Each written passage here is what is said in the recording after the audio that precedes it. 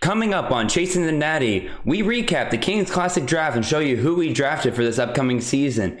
On top of that, we'll be giving you our conference previews, showing you who we think wins each division, as well as who wins the conference overall. Finally, we're going to give you a Week 0 preview for this first weekend of the college football season.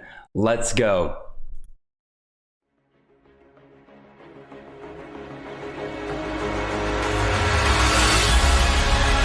Look downfield and circus.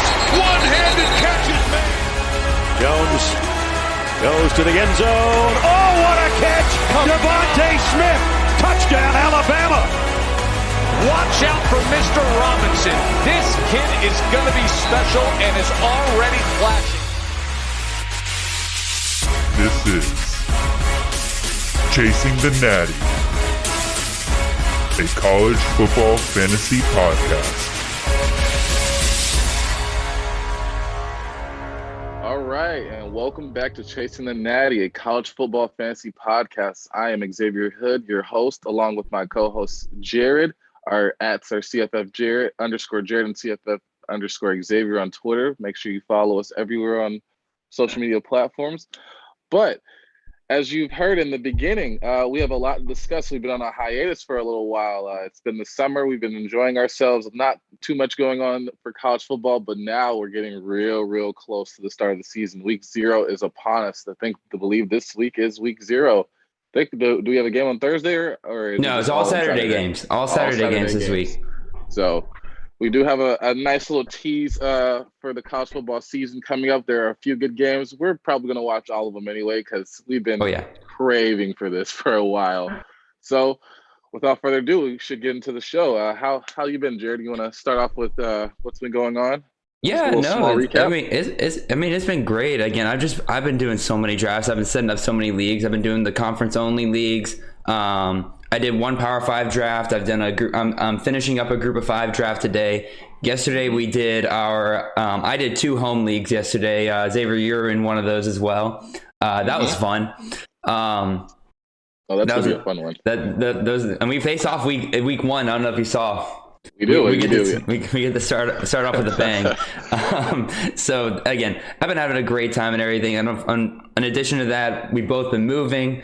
I went on a couple vacations and everything, so it's just unfortunately just didn't have a lot of time to do a show in between all of that. But now we are set up. We're ready for this season. And speaking of which, I'm going to go ahead and lay out for everybody what our in-season content schedule is going to look like. We are going to batten down the hatches. We are going to get you guys the content you guys want at a certain time every single week. So if you're watching on YouTube, you can see our content schedule up on the screen. For everybody listening, I'm just going to run through it for you real quick. So we're going to be moving to 3 shows per week. We're going to have 2 main shows. One will be released on Mondays at 11 a.m. This is going to be the show where we kind of react to the past week. We're going to be talking about what plays worked out for us, which players we kind of messed up on in terms of starting, which ones we felt like we nailed. So basically, Mondays, we're going to give you that recap show from the previous week. Tuesdays, we'll be giving you the upcoming week preview. So this is going to be where we're going to be telling you guys who we think you should be starting, who you should be benching. We'll be covering a lot of usually the most high scoring games. So I'll be looking a lot at over-unders. And I'll be pointing out a lot of those games where the scores are expected to be very high. And I'll be telling you which players I think you should be looking at for there. And on top of that, we are going to have a kind of third mini show where Xavier and I are going to focus on our Kings Classic roster. This is a team that Xavier and I are sharing. This is the team that we're about to go over here in a second. And this is the team that we drafted along at the Fantasy Expo, along with John Lobb and plenty of other awesome CFF hosts. Speaking of which, that was an incredible time. Xavier, I'll let you say your bit about that in a second. But that was a great time. I can't wait to go back next year. But still, we're going to have our own show based around that draft, where Xavier and I will be discussing who on our roster we're going to be starting every week, in addition to maybe any waiver wire pickups we may have made, stuff like that. So it's going to be a good time. I'm excited to do all these shows with Xavier this year. It's going to be, like I said, it's going to be a great time. But that show is going to have a variable release time. We're going to be releasing that one the day before the first game starts for us that week. So sometimes it'll come out on like a Thursday because our first game that one of our players is playing is on Friday. Sometimes it'll come out on a Tuesday because we'll have some MAC player that's ready to get started that day. So that one, we're not setting at a certain time or anything like that. That one's just, you will have at least one episode of that throughout the week. Yeah.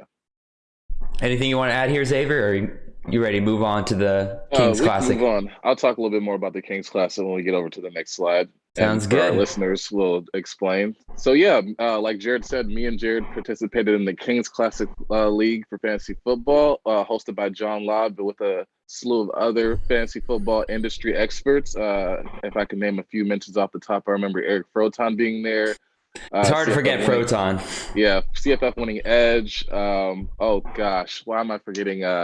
Mike Bainbridge from the CFF side was there. Mike Bainbridge. Oh, I'm forgetting. I forgot Nick's Twitter name. I don't know why. No, Nick is CFB winning edge. You got it right. Oh, oh, really? Okay. And then, JD Yonk was there from Yonkers. JD Yonk. That's why. Yeah, he's the other John. We had 3 Johns there that were really confusing, but it was easy. JD was like, let's just call by JD. But yeah, we participated in a draft with a few of those guys and a few other guys that you may have heard. Some couldn't be there, some were there. So it was all great and all fun. And so yeah, we had a fantasy football draft for the upcoming season. It was a 12-man league. Yes, it was a 12-man league. It was a 12-man league, and the parameters around our league were passing. It was a full PPR league with 6 6-point passing touchdowns. So we kind of had our strategy a little bit adjusted on our way there. So, and then just to give you a little blurb about our trip, we drove there from Georgia. So that was a 10-hour trip for us that we both divided by 5 hours, 5 hours between the two of us. And we talked a little bit about the draft and a little bit about fantasy football and some other things. But when we got there, we made our decision. I think we're happy with our team so far, and we're happy to see how far we go in this league. But yeah, Jared, if you don't mind going to the next slide of how our team looks this year. So yeah, I guess I'll start off with our starters. We drafted Sam Howell, CJ Stroud, Tyler Algier, Jalen Berger, David Bell, Sam Pickney, Garrett Wilson, Michael Meyer, Ty Chandler, and DeMontre Tuggle. So we have 2 flex. And then with our bench, we went JT Daniels out of UGA, Caleb Ellaby, who we both really are high on and we like, Toa Toa out of Nevada, Kenneth Walker out of Michigan State, Rakeem Jarrett, Charleston Rambo, Tyler Snead, and Josh Wiley. We did pick up Mayan Williams after some news came out from Ohio State just recently, maybe just a couple of days ago. So that was our first waiver wire pickup of the year because we drafted a UNC wide receiver that we were just like, it's easily cuttable.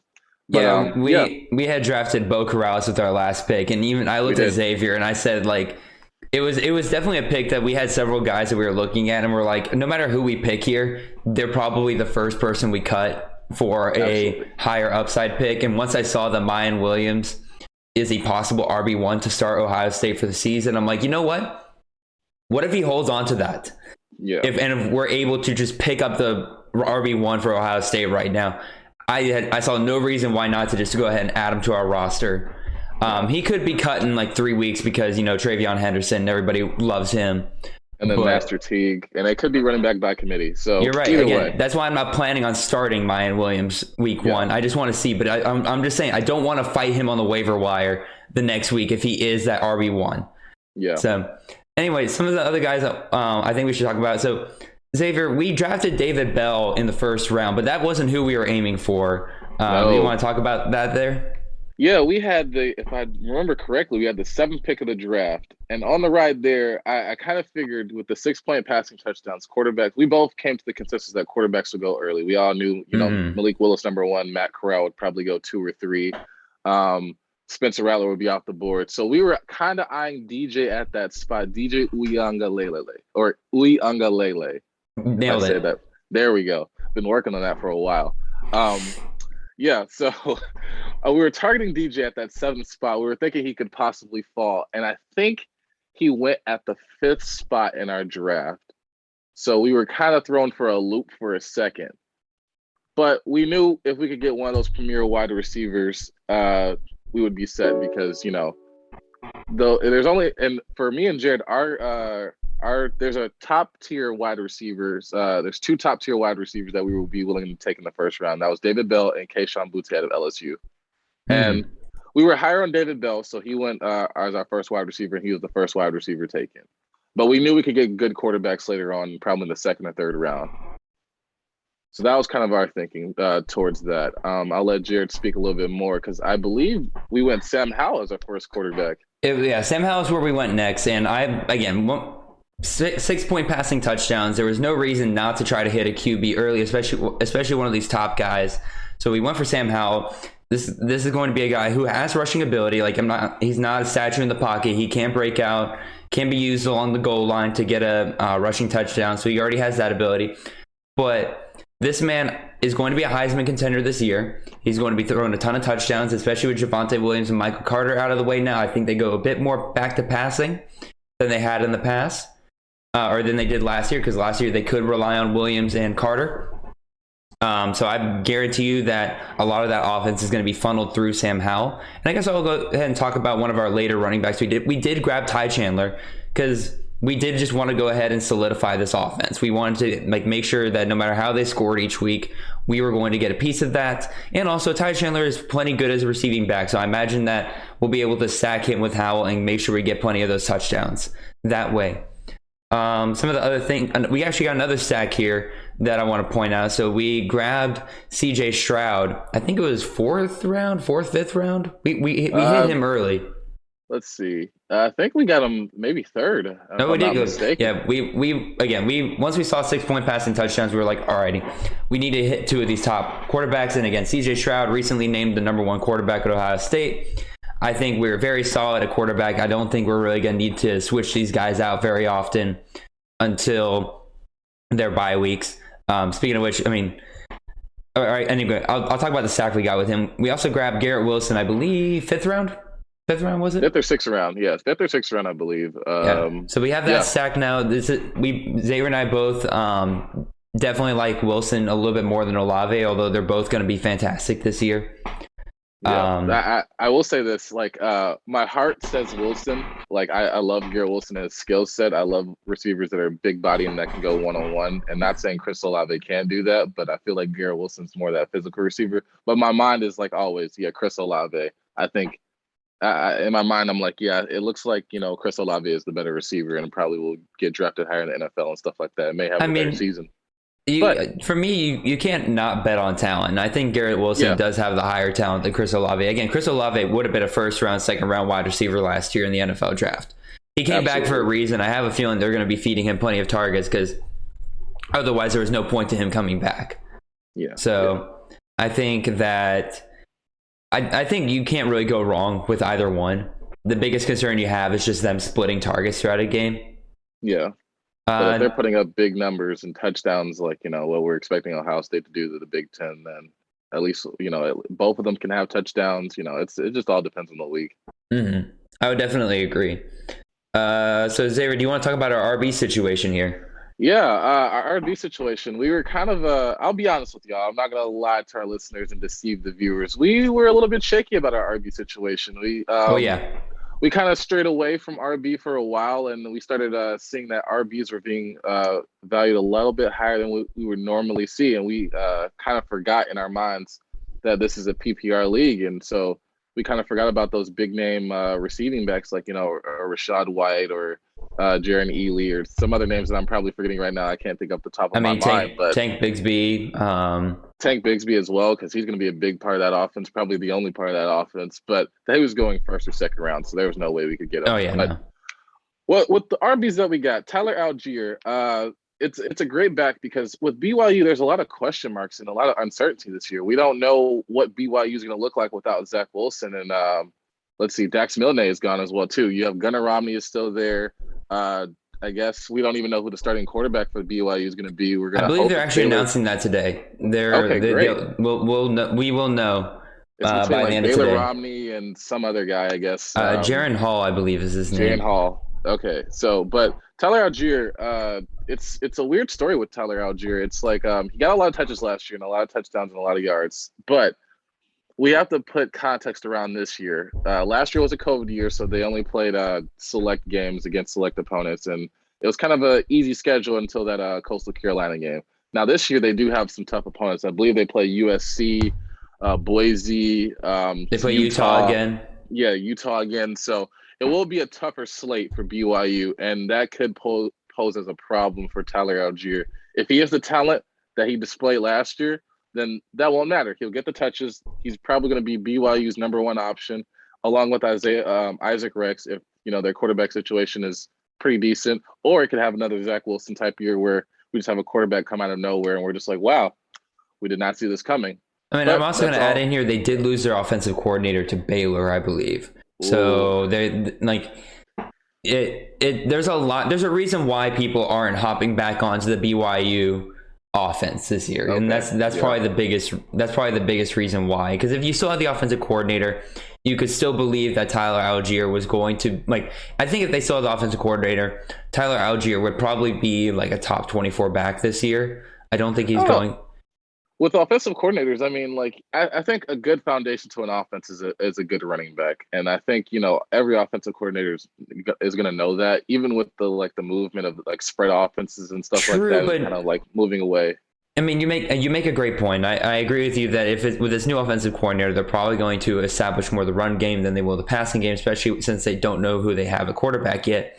Yeah. But also, we don't know how he's going to split carries among these running backs. I forget the other guy's name. It's like Lower or something like. I can't remember what's his name. God, I'm gonna look it up real quick. Xavier, you saw.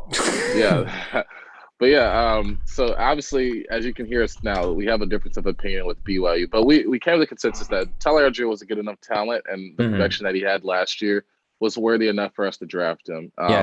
Lopini Katua is the other running back I'm a little worried about in terms of I don't know how they're going to be splitting carries between them. But like Xavier said, we came to a consensus. I think we drafted Algier in like what, the eighth round, something like that. Yeah. So our first running back taken. If you want to speak on that now and move on from Algier, because I feel like we're still a little bit shaky, but we're confident going into the season. This is our boomer. Well, yeah, Jalen Berger we took in the 5th round, I think it was. Yeah, I believe, because that's when we started seeing running backs are going far. And so this is our kind of big home run swing where this could burn us or it could really work out for us. Because, again, we all want that number one Wisconsin running back as long as Paul Chris is there. Like they're going to run them into the ground. But the problem is we haven't seen that yet from Jalen Berger. And in addition to that, he's currently injured. So he's not getting the reps at camp and everything. So if he takes back that number one job and he really does get those carries that we're wanting, this is going to be well worth our pick. But unfortunately, I'm feeling a little bit shaky about that. But I feel pretty confident with some of the guys we drafted later in the draft, like Demontre Tuggle, my boy. We grabbed him as our second flex. Kenneth Walker, I think could very much work out well for us, working with Mel Tucker, very defensive-minded head coach. He wants to establish that run in order to protect his defense. So therefore, I think Kenneth Walker could easily be one of our best options this upcoming year. Like I said, Mayan Williams, if that really works out for us, that's going to be incredible. And then we also grabbed Toa Tawa from Nevada. That's another just running back. Like if he works out, he works out. If he doesn't, easy waiver wire cut. Xavier, you want to talk about either our tight ends or our wide receiver situation? Which would you rather go with? Well, I was going to talk about. Just wanted to give a little blurb about Kenneth Walker because I've loved what I've heard about Kenneth Walker out of camp. It's undeniable. I believe he's going to be the number one running back for Michigan State. There's a lot of people that have a lot of hope that he could be their first 1,000-yard rusher in a very, very long time. And, a lot of the work that he got last year was a lot of goal line touchdowns, which he did. He was like top 5 in touchdowns for a while in all of college football for running backs. But he wasn't getting the type of touches that he wanted at Wake Forest. That's why he ultimately transferred to Michigan State. And I think with Michigan State, you just have a lot of uncertainty in that offense. And if Kenneth Walker is that guy that you want to just, run to the ground and see what he can do, I'm all for it. And he could very well, break out to be one of those a very productive back. I'm not going to say like top 10 or top 15 just yet, but what I'm hearing, it could possibly be like that. But it could be. Yeah, but moving on to our wide receiver and tight end situation, I probably want to talk about the wide receivers, but I'll let you talk about those first. No, you go ahead. No, you go ahead, man. Okay. Yeah. So, like we said, we got David Bell first round. That was our first pick. Purdue's offense is going to run through him. He is going to get the touches, a lot of targets. Whoever's going to be named the starting quarterback, I think me and Jared are both in the same boat of, oh man, I always get the name wrong. I always decide between Jack or Jake. I'm going to go with, I think his name is Jack Plummer, or is it Jake Plummer? It's Jack Plummer. Let's go. I got it right on the first try. But yeah, Jake Plummer, I think we're both in the same boat. Xavier, did you just congratulate yourself on saying Jack Plummer, and then immediately the next sentence you go, Jake Plummer? God, I told you I'm bad at this. I'm very bad at this. It's always, I don't know why. It's just like, I don't know why. It's just like so many quarterbacks, Jack and Jake. I get it, man. I get it. So Jack it just Plummer. goes back, Jack Plummer.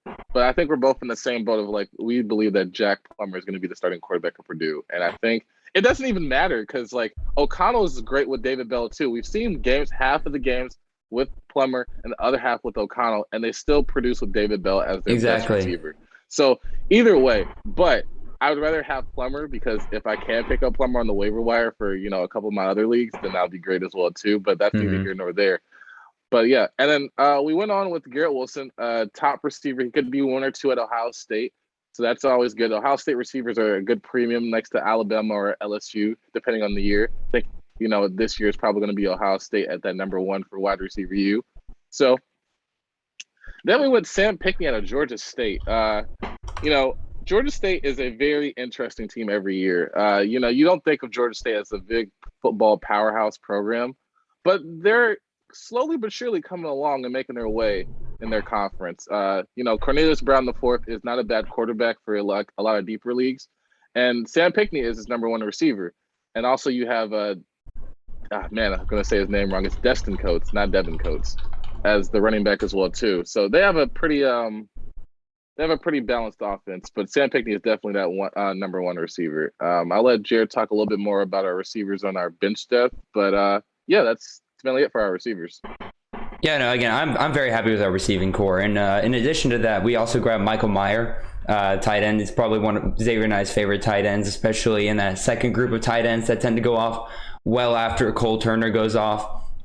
I think Michael Meyer might be the top receiver at Notre Dame, or Absolutely. might have the most receptions at Notre Dame by season's end. I think it's a very big possibility. And especially in a PPR league, I see no reason why not to benefit from that. In terms of our receivers on our depth, again, we got a lot of guys here that I think are very good pieces to have for right now. See how they go the first couple of weeks, but easy cuts if we need them to be. Raheem Jarrett out of Maryland, once again, betting on talent, seeing if he has that breakout year that we're hoping for. Charleston Rambo, one of my guys. I didn't realize, so Xavier, I put together like all my, which people I have the most shares of, like through all my mock drafts and everything. I have an unhealthy amount of Charleston Rambos on my rosters. I have 8 shares of Charleston Rambo. God. The next receiver I have 4. Oh my God. So yeah, I'm betting big on Charleston Rambo being the number 1 wide receiver at Miami. But again, I usually draft him late. So if he doesn't work out, he doesn't work out. Tyler Snead, number 1 wide receiver at ECU, could easily be a starter for us on any given week. But again, if CJ Johnson does break out and Tyler Snead kind of fades a little bit, easy cut for us. And then our last tight end was Josh Wiley, tight end out of Cincinnati, another guy that could possibly be the number 1 target on his offense in terms of the passing game. So I saw no reason why not to just pick him up later. Yeah. So that's our draft for the Kings Classic Draft. Like I said before, we are going to have a shows dedicated to this league where Xavier and I will be hopping on here and talking about every single week who we want to start, who we picked up on the waiver wire, all that good jazz. Much shorter show. And like I said, it'll be kind of varying each week. But with all that said, we're going to move on to our conference predictions. And so what's going to happen here is Xavier and I are going to give you who we think the top 2 we're going to give you the top 2 teams we believe will be out of each conference. So therefore, who wins each division, or if it's like the AAC or Big 12, where it's just a free-for-all until you have top 2 teams. We're going to just kind of go with that. So the first league that we have up here is the AAC, American Athletic Conference. So I'll go ahead and start with my predictions. Xavier, you'll start first on the next conference, and we'll just go back and forth. So I'm going to go through this pretty quickly. I think you're going to see Cincinnati be the number one team here. I honestly wouldn't be 100% shocked if Cincinnati's undefeated by the end of the year. Definitely within conference, maybe overall, because I do think they can beat Indiana. I do think they can beat Notre Dame, especially Notre Dame losing as many pieces as they did. I see no reason why to doubt Cincinnati this upcoming year. Now, my second team, I think, is a bit of not a sleeper or anything like that, but I believe in this team, and I'm going to go with the Southern Methodist University SMU Mustangs. This is a team that has mastered the transfer portal. Might as well be a waiver wire at this point, for being real. This is a team that has mastered the transfer portal in terms of the pieces that they're able to bring in. They are really building themselves a great program, a great offensive system they got going on down there. Tanner Mordecai, I think, will be a great piece for them to work with. If not, Preston Stone, very talented freshman quarterback coming in, really pushing Mordecai from what it sounds like in camp. So I think either option is going to be great for them. They got a stable of receivers in Reggie Roberson, Danny Gray, Rashee Rice, who I think are just going to nail it this year. They brought in Grant Calcaterra from Oklahoma after he's been off of football for a year. Again, this school has mastered bringing in Power 5 transfers into this program, and I think it's going to pay off for them this year. I think they make it to the ACC championship, or the AAC championship, excuse me. But I don't think it's going to be enough. I see no reason why Cincinnati doesn't win the AAC this year. So, Xavier, I'm going to let you talk about your two teams and your winner. Yeah, so I'll start off. It's similar to Jared. I'm really high on Cincinnati as well, too. I think, like Jared said, they can go on to possibly being undefeated. I think they will beat Indiana. Notre Dame, I'm a little bit shaky about. I think they have enough talent left on that defense, even though their DC did move over to Notre Dame. So that will be an interesting matchup to see. I know John Lobb talked on the Campus to Canton podcast about that game as well, too. That was an interesting analysis that he gave, so you should check that out as well. But, yeah, Cincinnati have a lot coming back with Desmond Ridder, Jerome Ford at running back. That defense is still solid. So, and I believe defense wins championships, or defense can take you to that championship game. So Cincinnati would be my first team, going to that championship in the AAC. Now, on to my next team. This is where me and Jared differ a little bit. Now, I'm speaking a little bit more on defense. I know from the fantasy side, this is probably the less sexy pick, but you have Tulsa. Tulsa is a great defensive team in that AAC. They put out a lot of great talent. Like you had this past year, I think Zavin Collins was their star running back that went to Arizona. And Linebacker. Yeah. Wait, what did I say? Running back. Running back, wow. Yeah, wrong thing. I'm thinking about so many linebackers that turn into running backs and running backs that turn into linebackers that it's just all confusing now. But, yeah, Tulsa, they put out a lot of good talent. They have a great defensive system. Now, I'm concerned, though. I mean, they are moving on from their former quarterback. I think his name was Zach Smith or something like that. This past year, he was very boom or bust. Like, he would start off very slow, and then by third or fourth quarter, he would just run off for like 3 or 4 touchdowns. But now he's no longer there. So that will be an interesting thing on offense. They still have Keelan Stokes as a really decent, serviceable receiver in fantasy as well, too, if you can get him later on, who I believe can, provide that production, And, I think all in all, Tulsa's defense will take them as far as they need to go in terms of that championship game. I think they can knock off SMU in that conference, with the defense alone, keeping them low scoring. Because I think last year they beat SMU as well. They did. They did. So I think they can do that. I think they can repeat that. But ultimately, I have Cincinnati winning it all because it's just Cincinnati. The season they had last year, the starters they have coming back, it's just a no-brainer. It'd be a shock for Cincinnati to not make it as far as the championship game. I would definitely agree. So we're going to go ahead and move on to the AAC. And so, Xavier, do you want to go ahead and hit your guy? No, sorry. This is where you messed up, the ACC. Did I say it wrong again? Yeah. Dang it. All right, so I'll let you give your first two teams, and then we'll go to my teams. Okay. Oh, man, I love this. So, yeah, first off, let's just get the elephant out the room. It's Clemson. It's always going to be Clemson for a very long time. Are you picking them to be the winner? We'll get to that. But I'll start off with Clemson. It's the powerhouse of the ACC. Like, you have Dabo Swinney and whatever 5-star quarterback that he's just going to elevate, which is going to be DJ this year, and the farm or stable of receivers they have. Now, I will say there's a question mark with their running back room this year. They don't have Travis Etienne anymore, and they have to find. It will be interesting to see Clemson have a running back by committee. It's been a while since we've seen that from Clemson. Since Travis Etienne, was that number one for a while. So it will be interesting if one person breaks out or if we have, multiple just in the game, just rotating. But I think that receiving core, Braden Galloway probably will have a better tight end season. The offensive line is still, poised to be straight and protect DJ. So Clemson will basically steamroll their way all the way to the ACC. Now, that first game of the season will be a test. But moving on to my next choice, this is a team that I've, always admired, and I think they're making a resurgence, and this is their time. I'm going with the University of Miami. Maybe he's made his way to bringing that program back up to just notoriety. It's so weird to say because, you had Miami and Florida State being those bottom-tier teams that were formerly great. They're trying to get their programs back on track, and Miami's probably done it the right way instead of Florida State doing it the wrong way. But Florida State, they're an interesting team to look out for the future. They are making some moves that are interesting. But let me get off back on track. Miami, with that defense, Miami's defense is always going to be great. I don't care what anybody says. They always recruit very well, especially in that secondary. And they also did very well with getting making some transfer portal pickups. And if De'Aaron King comes back fully healthy, with Charleston Rambo, Mike Harley, Higgins, they have so many weapons, and then they have great running backs to just, if any one of them break out as that number one running back and have that bell cow role, whether it's going to be Chaney, Cameron, Knighton, they're also great at breaking tackles and getting loose. That any one of them can be serviceable for that Miami team. So I think they will make their way.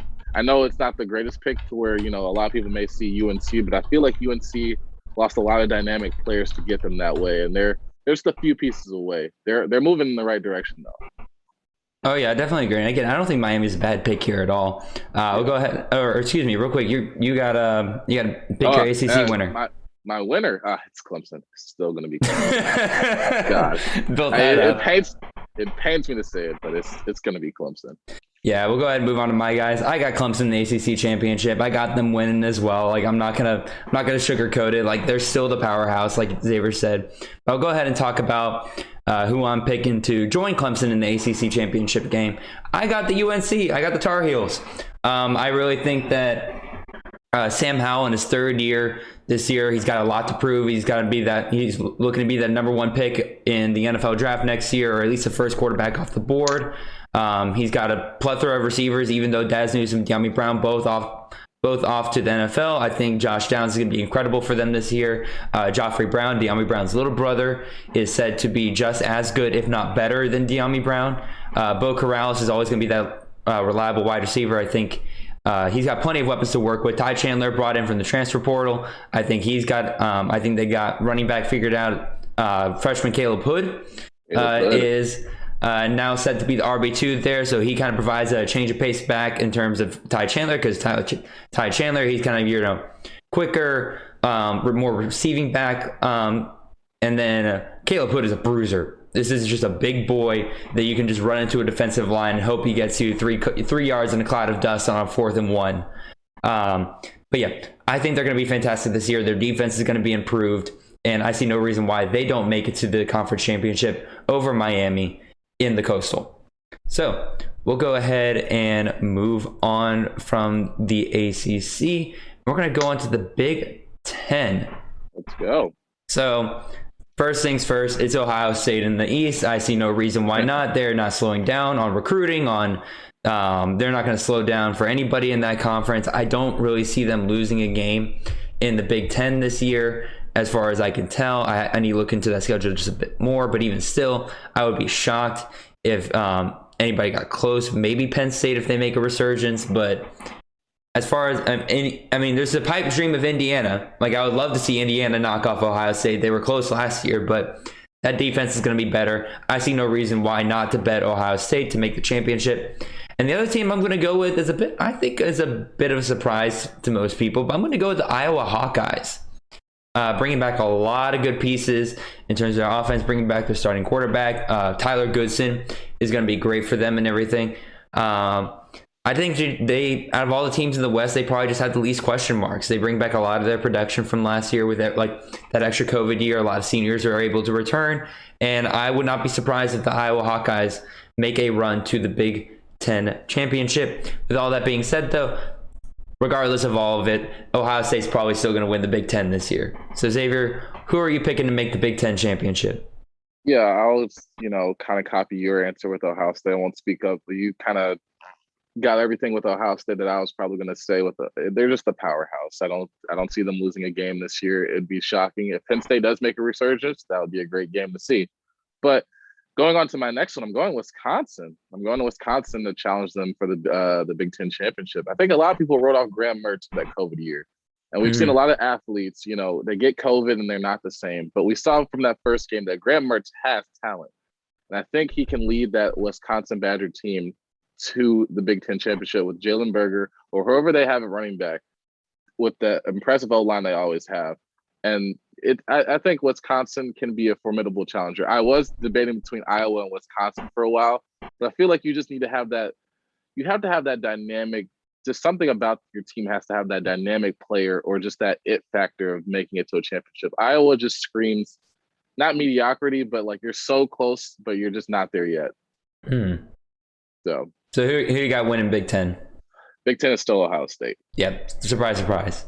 Yeah, surprise, surprise. They have too many receivers, too many great talents. And, even though it's a question mark about their defense for me, they probably still have another Chase Young in the backyard. So, yeah, I believe his name is Jack Miller. That's the name I'm looking for this year. Okay. All right, so you are...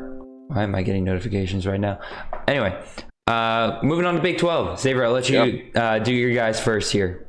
Yeah, it's Oklahoma as my first one to make it to the Big 12 championship. There's been a lot of news about Oklahoma this past summer with them wanting to leave the Big 12 and move to the SEC in the future, 2025.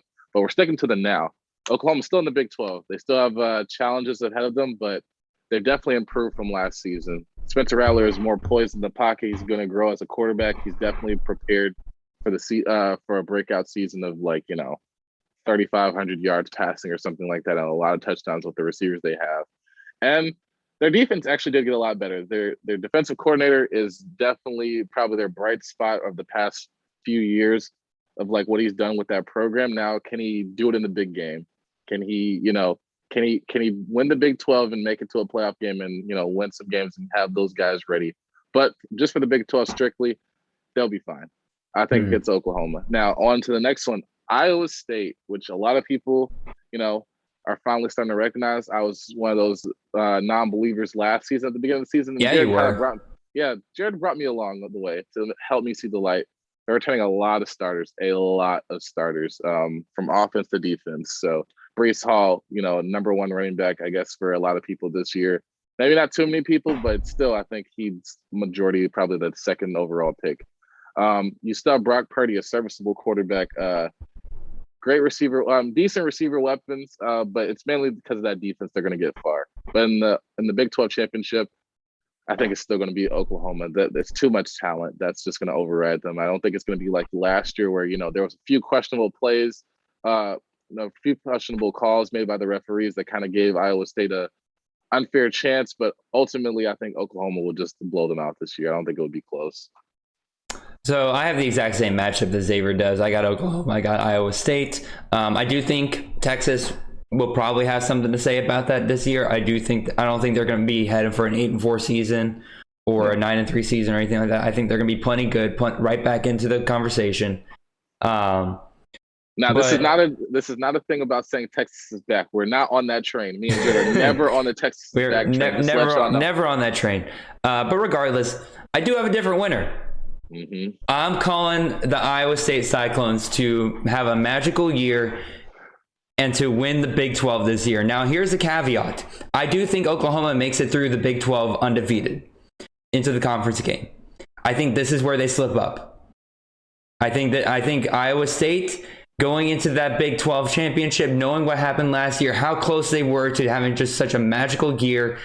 They beat Oklahoma once last year. They couldn't do it again. I feel like that this is the year that they finally make it happen when it matters most. And I'd say the Iowa Cyclones win the Big 12 and put the Oklahoma Sooners in jeopardy of missing the playoffs, even with only one loss.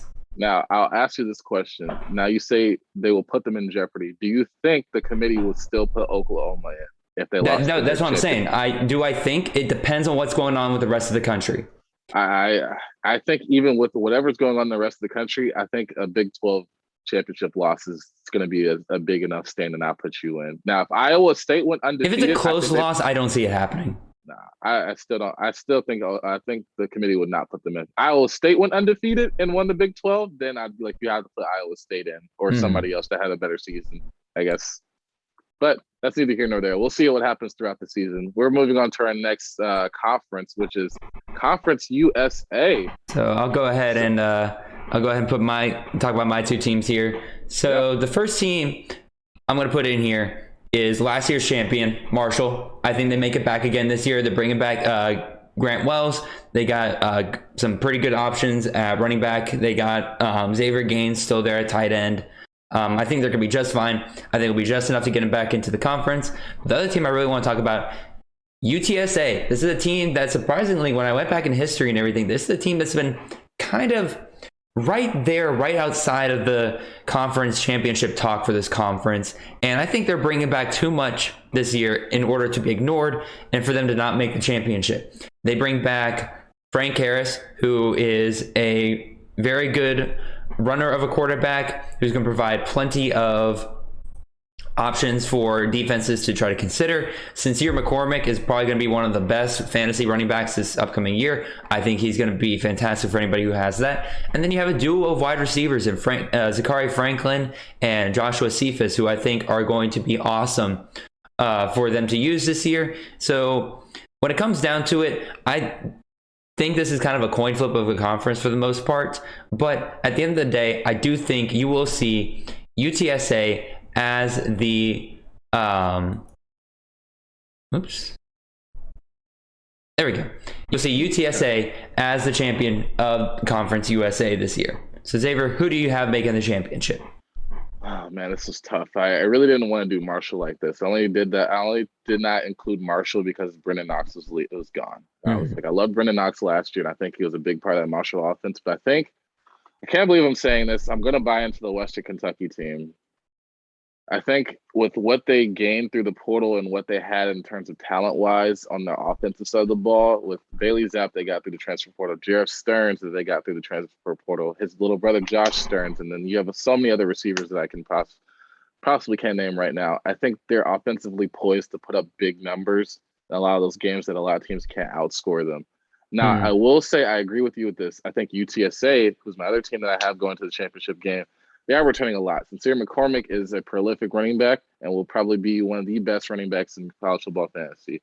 And with Frank Harris being, somewhat dual threat, mostly using his legs, I think they're just returning too much. And I think with that experience and with Western Kentucky being, I'm not going to say it feels like Western Kentucky is a brand new team to this conference. They're not the same old Western Kentucky of last year where they had Gage Walker and a bunch of just terrible, terrible fantasy and just terrible personnel options.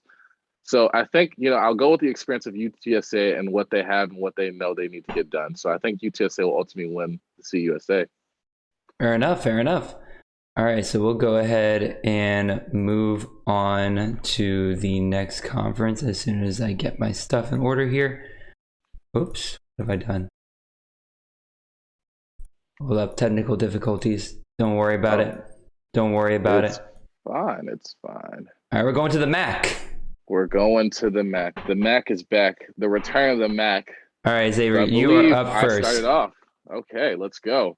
So I ultimately decided coming out of the East, I'm going with Kent State as my first choice. Kent State has a rough schedule ahead of them, but this is just conference play. So besides the rough first 5 weeks, except for one game, they have it rough. Dustin Crum has to face a lot of tough Power 5 opponents. And, barring anything happening, if he stays healthy and he gets to return to the MAC, I think he's poised to have another great fantasy season and just the season in general. So with Jay-Sean Polk and Marquez Cooper in the backfield, I think Kent State's still one of those powerhouses like last year. They just couldn't knock off, Buffalo, I believe. Mm-hmm. So And going on to my next team, I'm gonna go with Western Michigan. I'm gonna believe in Caleb Ellaby. I think with Caleb Ellaby's dual threat ability and the receivers that they have with Sky Moore, I believe I'm saying that correctly. Sky Moore is Western Michigan wide receiver. Yeah. I think I have them a little bit rated higher than Eastern Michigan. I know it's always a toss-up between the Michigan teams, but I think Ellaby, with his skill set and with the receivers that they have, I think Western Michigan can do some damage this year. And ultimately, I'm going with the winner of Western Michigan. That's not what you wrote in my notes. Oh, what? I did not? I could have swore I went. No, that's no way. Oh man, I could have swore I went Western Michigan. Wow, this is interesting. I went Kent State. Well, this is awkward. Anyway, this is really awkward. Regardless, I'll move on to mine. I have the exact same matchup, and guess what? I did put Western Michigan in the notes. Wow. Okay. So I win.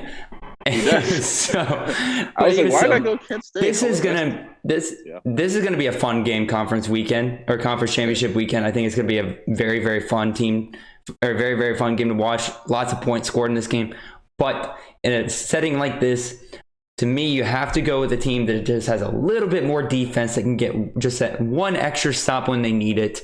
And that's where I think Western Michigan is going to shine. Kent State's defense is not good. That offense is going to carry them throughout the entire season.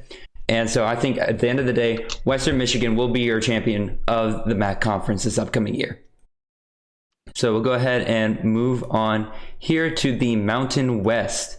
So we'll go ahead and put my championship matchup here. So I think Nevada comes out of the, the West. Nevada comes out of the West. I think their offense is just going to be too hard to stop for most teams in the Mountain West this year. There's a lot of other good teams in that Western Division, Hawaii, Fresno State. It's going to be a bloodbath in that division is all I'm going to say. But I think Nevada does make it out on top. And then in terms of who comes out of the Mountain Division, I originally went with Boise State, but part of me was always looking for a reason for not include Boise State because, again, they have a brand new head coach.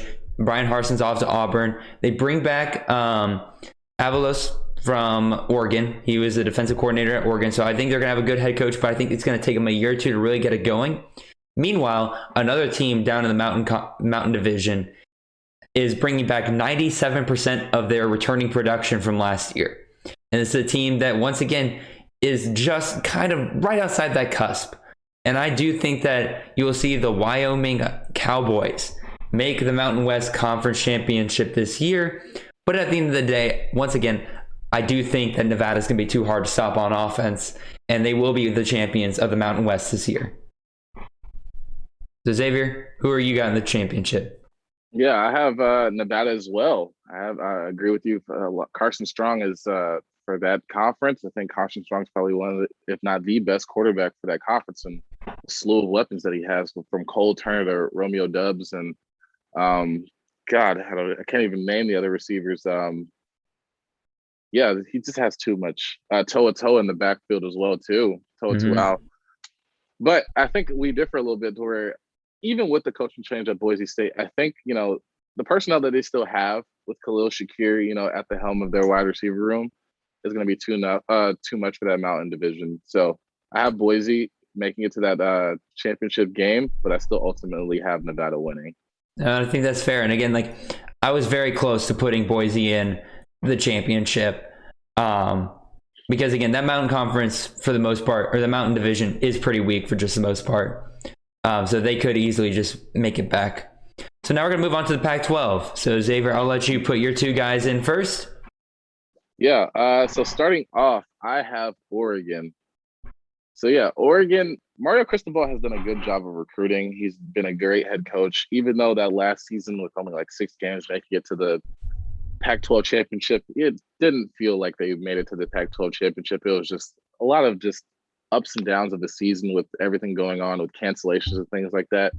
I almost felt like it was gifted to them. So, but I do believe in that defense. They had the highest amount of turnovers, I think the year before last, and also this past year in the Pac-12. Oregon always has a great defense. It will be interesting to see that quarterback situation. Will it be Anthony Brown or will it be Ty Thompson? News is Ty Thompson had a great past few scrimmages. I think the past two he's been that leader. But they have great receivers, a lot of young great receivers like Troy Franklin, Isaiah Crocker. They have a lot of good returning receivers from Devin Williams to Johnny Johnson the third. So I think, and then, if you want to be a CJ Verdale believer and hoping that he has that good season this year, you can. But also you have Travis Dye as well, that me and Jared are both high on, that we think is the best back at Oregon. I think Oregon is just a more complete team for out there in the North, the Pac-12 North. Now going down to the South, this is tough. I had to go with Utah. My gut really I love Arizona State. I love everything about Arizona State. I was legitimately surprised when you put this pick in. I thought you were going to go Arizona State. I really, really wanted to go Arizona State because I love Jaden Daniels. I love Rashad White and Demontre Trayanum, and a lot of the receivers I'm kind of high on, like from LV to Elijah to just a few other names that are sprinkling around camp as well too. But I ultimately went with Utah because I think their defense, defense wins championships and defense gets you there. And I think with God, why is his name eluding me? The quarterback there that transferred from Baylor, Charlie Brewer. Yep. Yeah, Charlie Brewer went 15 for 15 in the spring game. And I think, he just needs to stay healthy. The concussions have definitely been a problem, but I think when he is healthy, he could be very accurate with a lot of receivers that he got, especially those Nebraska transfers with the brothers and stuff like that. And whoever they put at running back, I know they've just had the loss of their up and coming running back, the freshman. Ty Jordan. Ty Jordan. God, I hated that sad so story. much. Yeah, sad story with them. But ultimately, I think Utah's still in a position to where they can win the South. I think Arizona State, with all the controversy and things that are happening with them, it might be a lot too much noise, and then the NCAA might come down hard on them this season or maybe next season in the future. But still, it's just so much uncertainty. Or they could be like Baylor, where all the coaches and all the players involved at that time will have graduated and moved on, and then you punish them. The NCAA can do that, and then we just ultimately just say forget the NCAA. Like, hopefully we'll get to that, but I think Utah just has a lot returning, especially on that defensive side of the ball, to where I think they will take off Arizona State for that South. And I think ultimately, I'm going to get this right, Oregon's going to win. Oregon, I think, offensively just has way too much. And it's the Pac-12. You have to be able to win in a shootout. I don't think Utah is I think Utah is a good enough defense for the Pac-12. I'm not saying Utah is a great defense in terms of all of college football. I mean, they have good pieces, but yeah, I think Oregon's just offensive talent will be able to overpower them in that game. It will be a game to see, like that the Mountain West Conference as well too. I think it will be a high scoring game, probably in like the 30s or 40s. Fair. For the teams. So I'm not going to spend any time on this. I had the exact same matchup and the exact same winner. I'm going with Oregon. I'm going with Utah, and I think Oregon wins it. So I think probably the thing that people will call us out on is they think, why not USC in the South? I'm not a big believer in Keaton Slovis. Now, if Jackson Dart starts for USC at any point this season, whole thing could change, in my opinion. Jackson Dart is legit. I've been hearing a lot of great things out of camp about him, easily pushing Slovis for that starting job right now. And considering Clay Helton is continuously on the hot seat, I would not be shocked if at one point he makes the desk. As Colin Decker said on his podcast a little while ago, he'll throw a dart. He'll throw Jackson Dart out there, and just to see what happens. And if that happens, I would not be shocked if USC does make the Pac-12 championship. I just don't like USC's defense. I'm not going to put trust in a USC defense. I mean, they got Corey Foreman now, so. Yeah, okay, we'll see. Freshman. Yeah, that was number 1 overall, but I can't do that just yet. He's number 2 overall now because Quinn Ewers reclassified, remember? Oh, yeah. Oh, man. But anyway, we'll move on to the best conference, and that's the SEC. The SEC. I'm going to go through this quickly because I think this is relatively chalky. This is relatively chalky for me. Georgia out of the East, Alabama out of the West. I don't see any teams really challenging either in either division. I know a lot of people are going to say Texas A&M maybe in the West or LSU maybe in the West. I think those two are going to eat each other, and then Alabama will get at least a loss over them. Or Alabama's going to get wins over both of them. So I think Alabama comes out undefeated out of the West. A lot of people are going to say, what about Florida out of the East?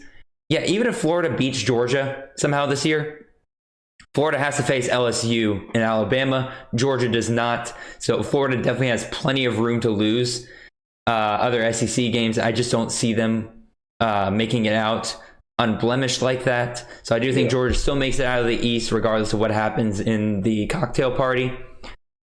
But regardless, my official prediction is I think both of these teams make it to the SEC championship undefeated. And you're going to do it. You're going to do it. I don't do this. Don't switch your pick now. Just go on to my next one. Don't do this because I know what you're about to do. And I don't want you to do this because you're at the school right now. Oh, my God. I do think Alabama wins the SEC championship, but I don't see a world where the playoff keeps out the loser of this game if they both make it undefeated. So my official prediction is that both Alabama and Georgia make it to the playoff. Alabama undefeated, Georgia with 1 loss. That is my official prediction. Xavier, what do you got? Speed through mine. So it's the exact same thing, except I have the different winner. I'm going with the home. I mean, it's not even biased. I'm gonna break this down and come in this from the outside in, knowing the information that I know. But I'm gonna take out my homer bias. I believe Georgia will win the SEC championship. I think over the past, let's say 3-4 years, let's take out the LSU year where, Alabama wasn't at their fullest and Georgia definitely was at that fullest and LSU was just unstoppable. Alabama has beaten Georgia Alabama has beaten Georgia every time in the SEC championship, or whether it be the college football national championship with, a starting quarterback that has had reps, either the previous year or played behind somebody and that has come in and has learned the playbook. Bryce Young is going in there with a new offensive coordinator that's not Steve Sarkisian, and we'll see what Bill O'Brien does. But I just don't see I feel like I'm not going to say that Bryce Young is a true freshman quarterback, but we have not seen him play like a full game of football. We've seen him play in some fourth quarters here or there. The man probably had 35 attempts this past season, while Mac Jones had over like 200, 300, something ridiculous. And usually from Alabama, we saw Tua get a lot of good minutes when Jalen Hurts was behind. And we saw Mac Jones get some good minutes when Jalen Hurts transferred out and Tua was the starter. And we saw Mac Jones kind of ease into that role and Bryce Young not take that job. Now, I will say Alabama's defense is a very scary thing for me. I believe they will. I know the past year, I think the last year I said this will be probably their weakest defense. This year will be one of their best defense in a while. They have a lot of good players that they recruited, a lot of good players that got through the transfer portal, a lot of good players that they brought up.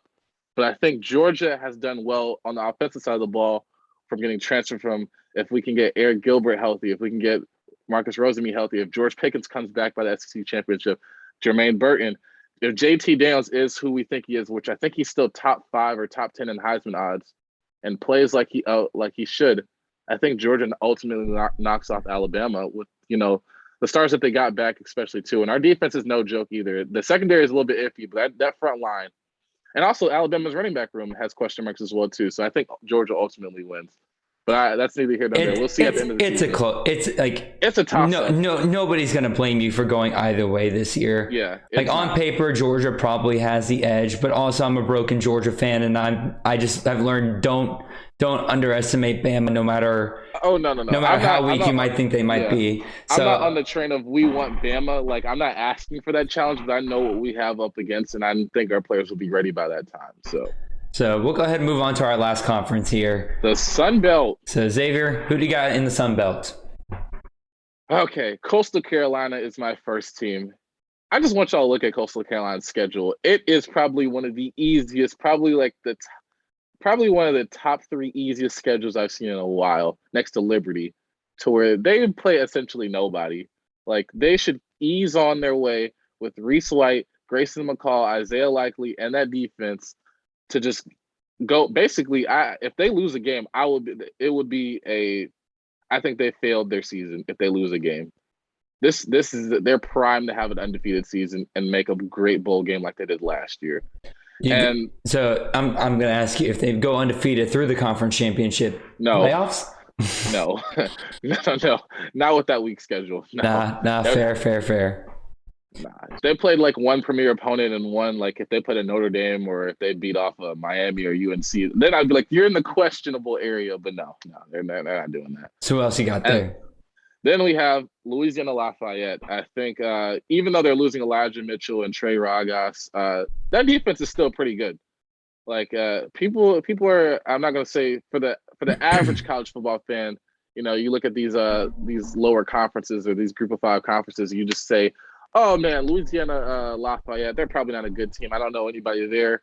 But if you look at that conference and the people that they play, and last year they've knocked off Iowa State, and I laughed at Jared for that because he was telling me about Iowa State during that time, and I was like, they just lost to Louisiana Lafayette, but I was humbled to where I had an enlightenment moment where I was like, the Raging Cajuns are a good defensive football team. Mm-hmm. I'm not going to say not across all of college football, but the fact that they knocked off an Iowa State team with Breece Hall, that shows me something. It will be a great game to see between Coastal and Louisiana Lafayette, but I just don't think with Levi Lewis, and it is a question mark about they're not great in the passing game. They do have a receiver that we'll see how he does. I'm trying to remember his name. Kyron Lacey. We'll see how he works out with that offense, but we'll see. I think Chris Smith is the running back there that's going to take up a lot of those carries from Elijah Mitchell and Trey Ragas, but I don't think it will be enough to knock off the Coastal Carolina. So I have Coastal Carolina winning. Very nice. I have the exact same matchup. I think Coastal Carolina comes out, and I think you got the Raging Cajuns coming out of the other division, and I got a different winner than you. I'm going Louisiana. I just think Louisiana is going to be a bit more battle tested by the time we get to the conference championship. They play Texas week 1. They do. So that's going to be immediately. They're just going to be thrown into the fire. They're going to be ready. They'll start going to lesser competition almost immediately after that. They got a few better teams in their division than Coastal Carolina does, in my opinion. So they're going to be kind of facing better teams throughout the rest of the division. If they come out on top, like I believe they will be, I just don't think Coastal Carolina will be ready for a team that has had that much experience, and thus I think they'll win overall. So those are our conference predictions. Again, we didn't go super in depth on any of that or anything. Like, we didn't give you like what their records are going to be. Like, we're also not making playoff predictions or anything like that, because you shouldn't do that until at least halfway through the season. There's really not much point to that. But even still, conference champions, like, this was just a bit of fun. Had a great discussion here. So now we're going to move on to our last segment for this episode. And we're going to talk about the week 0 games. Y'all, we have games this week. It is so crazy. So Xavier, I'm going to let you, we got 5 games this weekend. I'm going to let you pick a game and talk about like what you're interested in, what players you're looking for, maybe fantasy purposes or just football in general. Oh man, there's 3. Actually, there's all these games are just so interesting to me because they all have players that I'm looking out for. That's the best part about fantasy, is like it gets you interested in games that you never would have thought about watching before. Absolutely. I guess I'll go for the big one. I really am gonna. I'm excited to see what that UCLA offense is gonna look like this year. Are they gonna get better, or are they gonna look more of the same? Is DTR gonna be fully healthy? Because he just came back from camp, and after I think the injury was in his leg, right? If I'm not mistaken. I didn't hear anything about an injury. I just know he's missing from camp for a couple of days. Oh, I thought he was missing for a while. It was like a week or 2 or some weeks. But either way, DTR is coming back. From what we hear, it's fine. Nothing to panic about. See if he improved on his passing game, or if it's just more of like, a lot of more of just him, his rushing ability, and him putting up 5 touchdowns, but also having like 4 interceptions or anything like that. And then Hawaii, I want to see how Calvin Turner faces up against a Power 5 team. If he can handle that pressure, if he, he's not the greatest rusher in the world, but it's just also the fact that him in combination with his receiving and his minimum rushing ability, where he'll get like maybe 40 yards rushing, but have like 88 yards receiving off of like 4 receptions. So if UCLA will scheme against that and kind of shut him down. But mainly, that game. I think that's the one I'm mainly looking out for. But I will be watching all the other games. I know Fresno State and UConn will be a fantasy. Like if we did count week 0, oh man, if you have Fresno State players, it's going to be fun. That's the game I was about to point out here. I've invested a lot in Fresno State recently because I think a lot of people are scared off by the 2 bye weeks. So I've had guys like Ronnie Rivers, Jalen Cropper, Jake Heiner all fall to me. And guys, these are going to be incredible fantasy players for you during the weeks that you have them. I know that you don't like the idea of losing them on week 10 and week 6. I think their bye weeks are. I get it. But also, this is going to be such a pass-heavy offense in the Mountain West, a defensively challenged conference. You are going to see these guys get fed. And I think this past week, I might have drafted 2 teams where I have at least 2 out of the 3 of those guys of Rivers, Hainer, and Cropper. I want to see what they look like against UConn this upcoming weekend. If they fail there, that's going to be real tough for me to swallow. But even still, like that's probably the game I'm looking forward to the most this week in terms of fantasy. Now, of course, isn't the spread. Oh, I was going to say, isn't the spread like minus 27.5 for Fresno State? Fresno State was minus 27.5 last time I looked. First of all, don't bet that. Too close to a touchdown line. Yeah. Even still, like Hawaii at UCLA, going to be a great game. UConn at Fresno State going to be great. But we do have a conference game in week 0. I think we should talk about Nebraska at Illinois. I am not buying into Nebraska at all this year, especially with the recent news with Scott Frost. They are absolutely trying to get that man fired without having to pay his buyout. So I have a feeling that program is not going to do well at all this year. But Illinois is a team I'm kind of interested in. They hired Brett Bielema, not like a home run hire as far as I'm concerned or anything like that. But it does raise a lot of questions for me as to what this offense is going to look like. So I want to see it.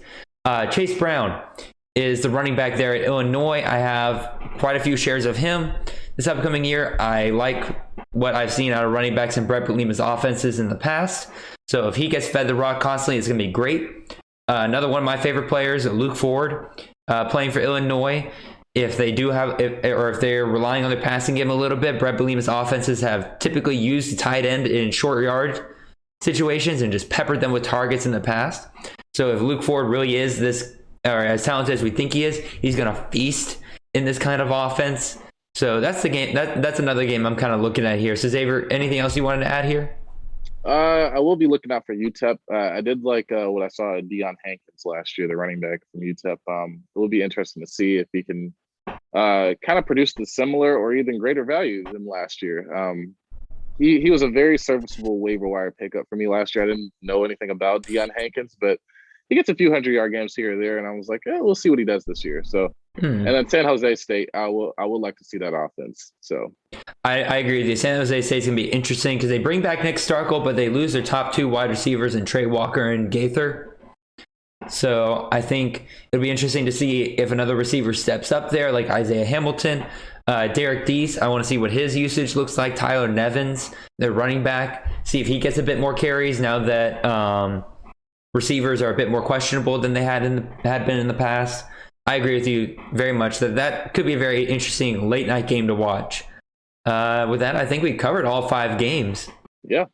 So we kind of went through that a bit quicker than I was kind of expecting, but even still, like it's week 0, it's only 5 games, but it's a great appetizer for what the upcoming college football season has to offer. We have a conference game in there. We have a lot of non-con games in there between some big programs, Hawaii, UCLA, UConn. I'm not going to say UConn's a big program or anything like that, but you know what I mean. These are FBS programs going against each other. It's not just a bunch of FCS teams fighting out against some Power 5 team or anything like that. It's going to be great. I can't wait to see what happens, see if we can get anything out of it for next week's show. With that, I think we basically have covered everything with this show. So, Y'all, thank you so much for hopping back in. Thank you guys for joining us again. We look forward to the in-season content we're going to provide to you guys. As always, follow us on Twitter. I'm at CFF_Jared. Xavier is at CFF_Xavier. Make sure you subscribe to our YouTube channel where you'll see all of our shows there. Maybe a few extra videos here and there. Don't know yet. We're going to see if we can figure something out there. Make sure you follow us on Spotify, Apple Podcasts, we're very excited about the season, y'all. It's our first full season providing content to you guys, and we're very excited to hear from you guys, see what you like, see what you don't like. Yeah, this is gonna be awesome. Y'all have Xavier, you want to say anything before we head out? Yeah, I was gonna thank all of our subscribers and followers. We love the interaction that we get on social media and through y'all listening to our podcast. I think our next show will probably be probably right after the Saturday slate of games, and then after that, our first Kings Classic game is surprisingly. Did you know that Ohio State and Minnesota play on a Thursday? I did actually. That's really weird. So I guess we're gonna have to get out our Kings Classic draft video, which will probably be a short, 20 to 30-minute video, probably even shorter than that, if that. So we'll have that out by next Wednesday to tell y'all how we're gonna set up our lineups for that week. But because it's gonna be a Thursday game for a conference for the week one. That's just so interesting to me. But that we thank y'all from the bottom of our hearts, and we look forward to what we have for this season. So yeah. All right, y'all. Thanks for joining in. We'll see you guys next week.